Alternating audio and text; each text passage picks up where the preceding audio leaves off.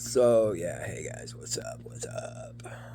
Um, so I've got two complicated ETIs, but being I came here, I actually found out some answers that may have been like eluding my primary. I also have a prostate infection.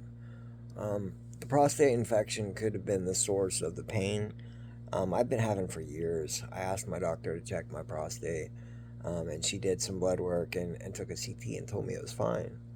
Um, And I put my call in last Sunday, no, the Sunday before last, to get my urine culture, and I got my urine culture in, and Tuesday, Payne Hospital said they had the results. So from Tuesday all the way to not that week, the next Thursday or Wednesday, they finally called me back and let me know that I have an infection, which is what I said, and that there's not a lot of good options to treat it due to the resistance and all of that.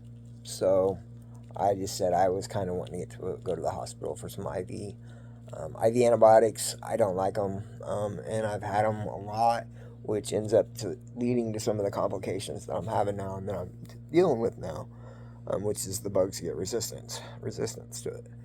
And the fact of the matter being, if you have a suprapubic catheter or an indwelling catheter, suprapubic goes in your stomach, indwelling goes in your whoo. Um, I have a suprapubic. But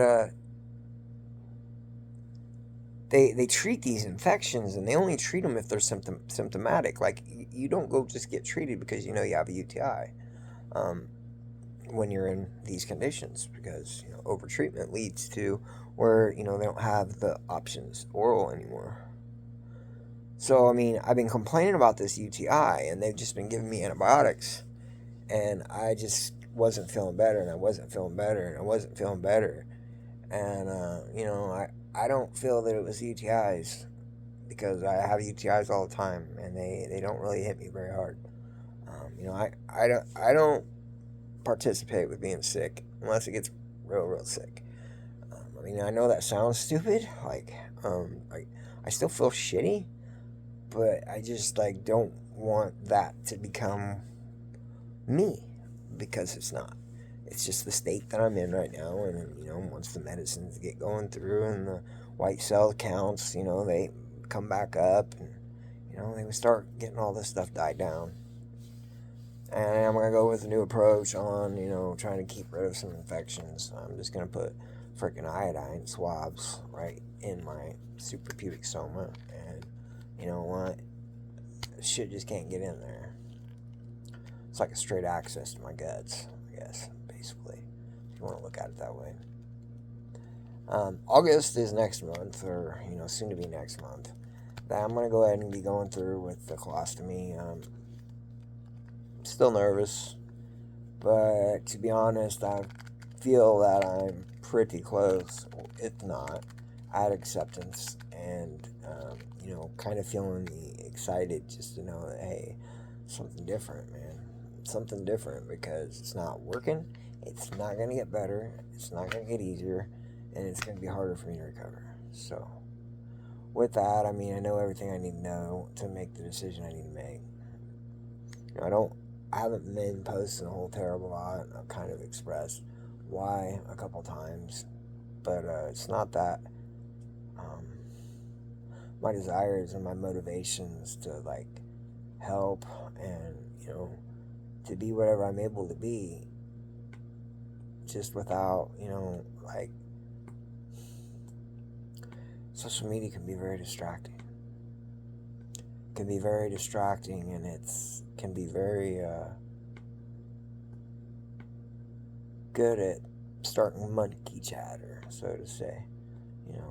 We watch people's pages, we watch ours, and watch reactions and posts. And to an extent, whether we're conscious of it or not, aware of it or not, we start feeding on them likes, responses, reactions, posts, attention, whatever it is. And there is a healthy medium. I feel that there is a healthy medium, and I know that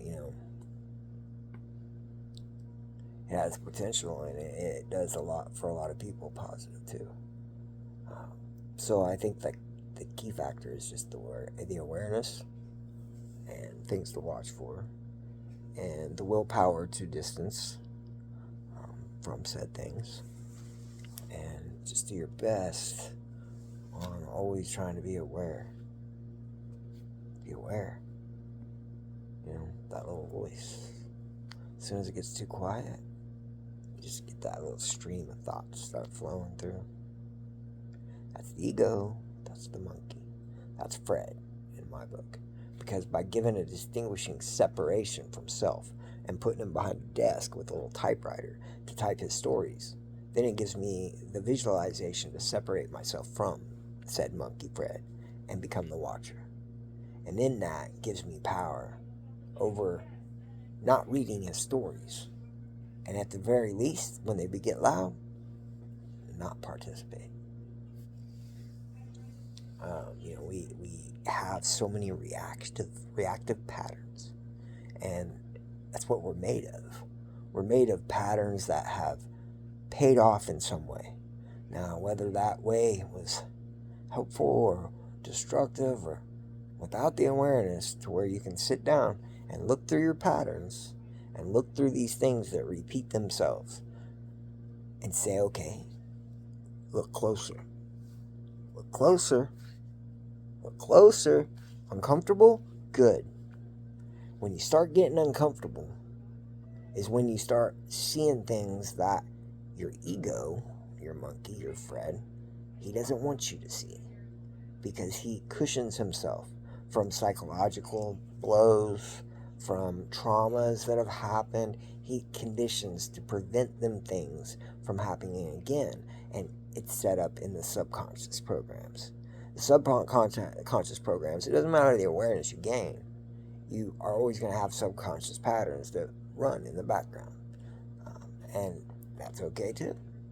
You just cultivate and nurture the awareness, and with the awareness, you start setting up roadblocks, is what I say, buffer zones. Like if you're going to have reactive pattern, hey, if somebody makes me mad, I'm not going to respond for 5 minutes. Then I'll give it a go. Kind of find the things that'll lower the impulsive, reactive patterns that a lot of times is only a projection of things in ourselves that we don't like. It's crazy. But Nate's not feeling the best, but Nate's doing good, and I'll talk about myself in third person, even add another little cuckoo cock of it. I don't even know what that was, but anyway, love y'all.